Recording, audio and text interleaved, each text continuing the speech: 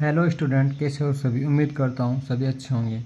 हम पढ़ रहे हैं MS मैथ्स के लिए पार्ट 1 का syllabus, paper 3 unit 1 differential equation.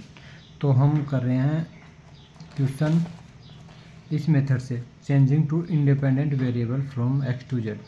तो मैंने आपको बेसिक बताया और एक एग्जांपल करके दिखाया। आज हम एग्जांपल 2 करेंगे, ठीक है। तो हमारा एग्जांपल है, ये क्वेश्चन ही मान लो आप, cos x d square y upon d x square plus sine x d y upon d x minus 2y cos cube x equal to 2 cos की पावर 5x। अब हम क्या करेंगे, यहाँ पे हम यूनिट 1 करेंगे तो कोस का भाग दे देंगे, d square y upon d x square plus sine upon cos से टेन हो जाएगा हमारा,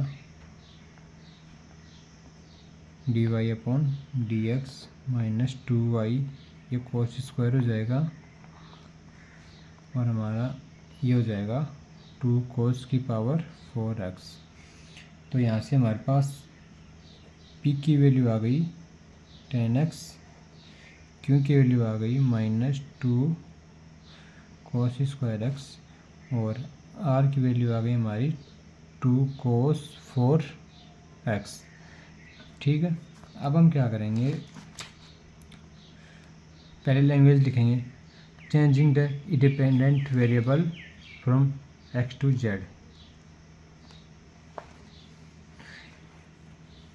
तो हम एज्यूम करेंगे सबसे पहले, देखो क्यों हमारे पास -2 कोस स्क्वायर एक्स है, तो कोई कांस्टेंट रखेंगे क्यों, यहाँ लिखेंगे एज्यूम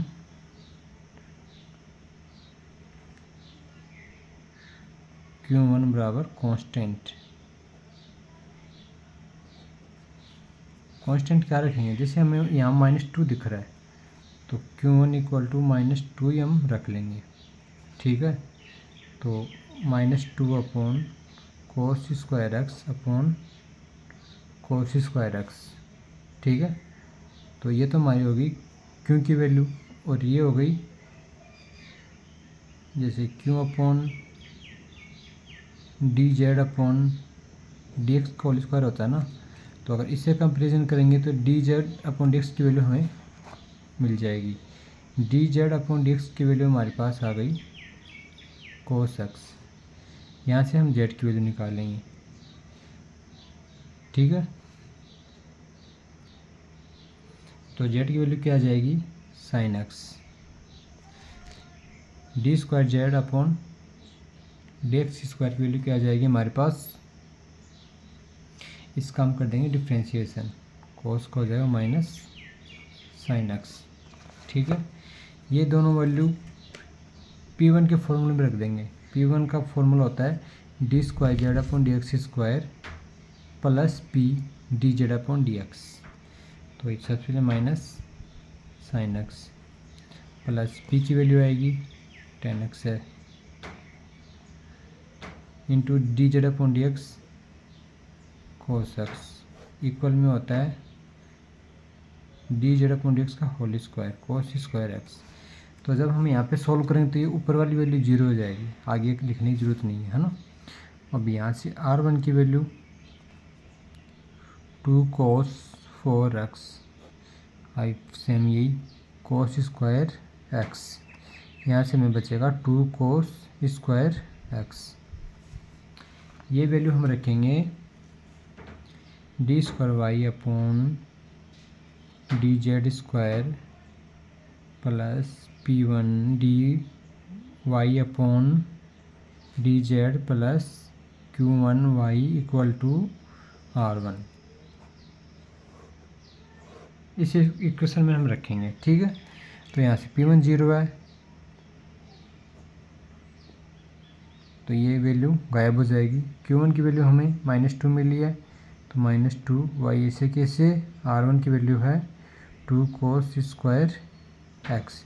अब यहाँ पे कांस्टेंट है और ये है लीनियर डिफरेंशियल इक्वेशन। तो इसको हम करेंगे पी आई और सेफ निकाल के। तो पहले हम सेफ निकालेंगे। सेफ के लिए एक्सिलरी इक्वेशन लिखेंगे, auxiliary equation m square minus 2 equal to 0। ठीक है, एम की वैल्यू आएगी, एम की वैल्यू यहाँ से आ जाएगी प्लस माइनस √2। ठीक है,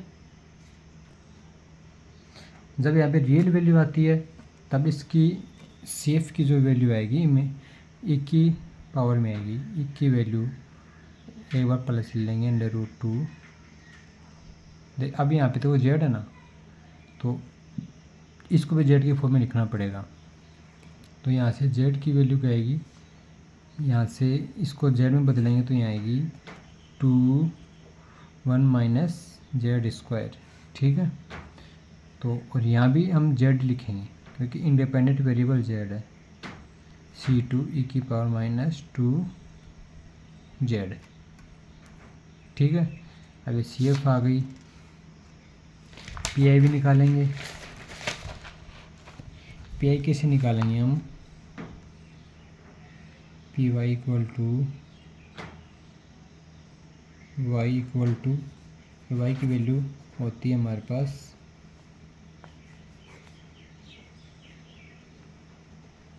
CF प्लस PI। CF हमने निकाल लिया। PI के लिए हम करेंगे 1 माइनस जेड स्क्वायर अपॉन, यहाँ से हमारे पास बनेगा D/dz को कैपिटल D मान लेंगे तो ये D स्क्वायर हो जाएगा। वही यहाँ से कॉमन ले लेंगे तो D स्क्वायर माइनस 2 बचेगा। ये हमारा बचेगा D स्क्वायर माइनस 2। यहाँ से हम क्या करेंगे, जब यहाँ पे अलजेब्रिक फंक्शन हो तो इसकी एक विधि होती है। यहाँ से हम फॉर्मूला लगाएंगे, या तो 1 माइनस D की पावर -1 का, या फिर 1 प्लस D की पावर -1 का। तो यहाँ से हम क्या करेंगे, -2 कॉमन ले लेंगे। तो सबसे पहले -2 कॉमन लेंगे तो 2/-2, ये बचेगा 1 माइनस D स्क्वायर बाई 2। ठीक है, ये नीचे बचेगा और ये 1 माइनस जेड स्क्वायर ऐसे के ऐसे। अब हम क्या करेंगे, ये -1 हमारा हो गया और इसको ऊपर ले जाएंगे तो 1 माइनस D स्क्वायर बाई 2 की इनवर्स, ये हमारा हो गया 1 माइनस जेड स्क्वायर। अब इसका हम करेंगे विस्तार। तो इसका एक फॉर्मूला होता है 1 माइनस एक्स, और पावर माइनस में हो तो ये आएगा equal to 1 plus x square by 2 plus x की क्यूब बाई 3, ऐसे ही चलता रहेगा। और हम यहाँ पे हम कितना विस्तार करेंगे, जितनी हमें ज़रूरत है। यहाँ पे जेड स्क्वायर है तो इसका मैक्सिमम 2 बार डिफ्रेंशिएशन हो सकता है, तो इसमें ऑलरेडी स्क्वायर लगा हुआ है तो हम इसकी एक फॉर्म लिखेंगे काफ़ी रहेगी। -1 ऐसे कैसे 1 प्लस D स्क्वायर बाई 2। इसके आगे की वैल्यू क्या थी, जैसे इसका हम करते हैं 1 प्लस D स्क्वायर बाई 2। अब इसका स्क्वायर करेंगे तो D की पावर 4/4, ये तो स्क्वायर करने पे आ गया और अपॉन में 2 भी आता ये वाला। ठीक है, लेकिन यहाँ 4 बार डिफ्रेंशिएशन करेंगे तो यहाँ की वैल्यू 0 हो जाएगी, तो इसकी ज़रूरत हमें है नहीं, इतना ही हम लिखेंगे 1 माइनस जेड स्क्वायर। तो पहले 1 से गुणा करेंगे, -1 ऐसे कैसे, तो यहाँ 1 लिखेंगे तो 0 हो जाएगा। ठीक है, और अब हम जेड से गुणा करेंगे तो माइनस जेड स्क्वायर ऐसे कैसे। अब माइनस जेड स्क्वायर यहाँ पे करेंगे तो इसको हम साइड में करके देखते हैं, D square by 2 minus Z square. एक बार करेंगे तो -2z हो जाएगा, दूसरी बार करेंगे तो -2 हो जाएगा, है ना। इसका मतलब 2 बार डिफ्रेंशिएशन होता है। अब इसकी वैल्यू आ गई -2 और अपॉन में 2 ऐसे कैसे है, तो ये -1, तो ये बचेगा हमारे पास -1। अब ये वैल्यू आ गई -1 माइनस जेड स्क्वायर। यहाँ पे माइनस माइनस प्लस हो जाएगा तो जेड स्क्वायर हमारी वैल्यू आ गई। अब यहाँ से हम पी आई की वैल्यू एक्स के फॉर्म में लिखेंगे। तो जेड की वैल्यू हमारे पास साइन एक्स थी, तो साइन स्क्वायर एक्स। ठीक है। अब हमें चाहिए y equal to C F क्या आया था हमारे पास, C1 ई की वैल्यू √2, जेड की value sine x plus C2 e की पावर माइनस √2, यहाँ जेड की value sine x plus pi sine square x. ये हमारा हो गया आंसर। इसी तरह से हम अगला क्वेश्चन करेंगे। एग्जाम्पल 3 हमारा है d square y upon d x square plus cot x d y upon d x plus 4y cosec square x equal to 0। अब हम क्या करेंगे, यहाँ से ऑलरेडी स्टैंडर्ड फॉर्म है तो ये हमारे पास आ गई p की वैल्यू, ये आ गई हमारे पास q की वैल्यू, r की वैल्यू है 0। अब हम इस इक्वेशन को बदलेंगे d square y upon d z में plus p1 d y upon d z plus q1 y equal to r1। अगर r0 तो r1 भी 0 आएगा। तो हमें तो q1 और p1 की वैल्यू चाहिए। q1 एज्यूम करेंगे यहाँ से, तो कोई कांस्टेंट एज्यूम कर लेंगे। इसमें कांस्टेंट 4 आ रहा है तो 4 मान लेंगे। तो हम यहाँ मान लेंगे q1 इक्वल टू 4। अब 4 कैसे आएगा, जैसे 2 कोसेक स्क्वायर एक्स, ये तो q की वैल्यू आएगी, और नीचे हम कोसेक, ये कोसेक स्क्वायर एक्स है। ठीक है, यहाँ से वैल्यू 4 भी आ जाएगी, और इस ये क्यू की वैल्यू हमारे पास मैच कर गई। ये किसके इक्वल हो जाएगी, D z upon d x, क्योंकि फॉर्मूले में D z upon d x का होल स्क्वायर आता है, तो इसका होल स्क्वायर है। तो यहाँ से d z upon d x की वैल्यू आ जाएगी कोसेक एक्स। ठीक है, d square z upon d x square की वैल्यू, इसका हम डिफ्रेंशिएशन करेंगे। D square z upon d x square equal to, ये आ जाएगी माइनस कोट एक्स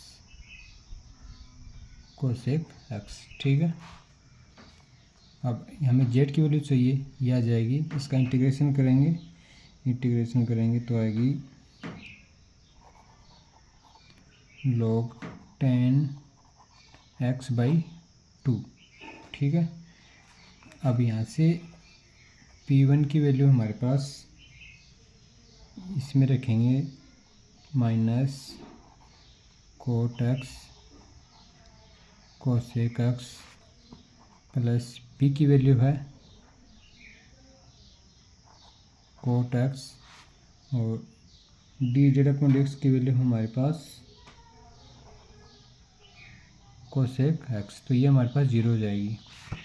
r1 की वैल्यू यहाँ ऑलरेडी 0 है, तो हमारे पास इक्वेशन मिलेगी d square y upon d z square plus 4y equal to 0। यहाँ से सी एफ निकालेंगे तो m की वैल्यू आएगी प्लस माइनस 2 आइटा, तो C1 कोस 2 Z plus C2 sign 2 Z. C1 कोस 2 जेड के लिए लिखेंगे log 10x/2 plus C2 sign 2 log 10x/2। ये हमारा आंसर हो गया। तो 2 क्वेश्चन हमारे हो गए। तो इस वीडियो में इतना ही। आगे क्वेश्चन अगले वीडियो में करेंगे। तब तक के लिए धन्यवाद। बाय।